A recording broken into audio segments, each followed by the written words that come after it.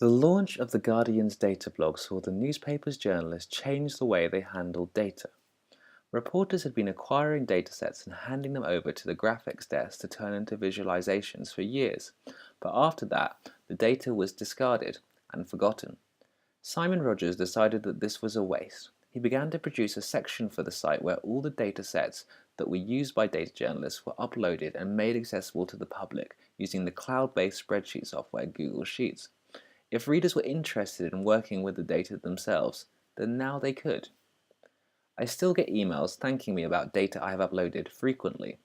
Doing this turns your reporting into a great resource and means that your work is more likely to be cited by other journalists, academics, politicians, and researchers. It is simple to do too. If your data is already being worked on in Google Sheets, then you only need to format it for publication. Make sure that your columns are clearly labeled so nobody gets confused about what they are seeing. Format, text wrapping, wrap, is a really useful function to know here. Remove any data that you deem to be sensitive. Be particularly careful if your data refers to businesses or individuals. In a lot of cases, publishing this information will have legal implications. If there is anything that is legally advisable not to include in the story, it should not be in your dataset. It is important to consider the origin of the data that you are publishing if it is not your own. If you are reusing data from a public source, then check what their license terms are and see if you have a right to publish it. If they have a Creative Commons license, it is worth listing that in the document under a notes section. You will probably want to add your own note clarifying the license you are releasing this data under also.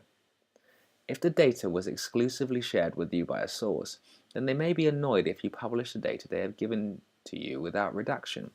Get their permission first so you keep that source on board. On Google Sheets, simply click Share and then choose to make the sheet accessible to anyone with a link. Google will then produce a URL that you can put into your story as a hyperlink. You can title it, "See the full data here." Once you get into coding, then you can alternatively publish both your code and data on the website GitHub. This can become a great repository for the information behind a project that you can keep adding to if the story develops. I have linked to a tutorial about how to upload your data to the site below.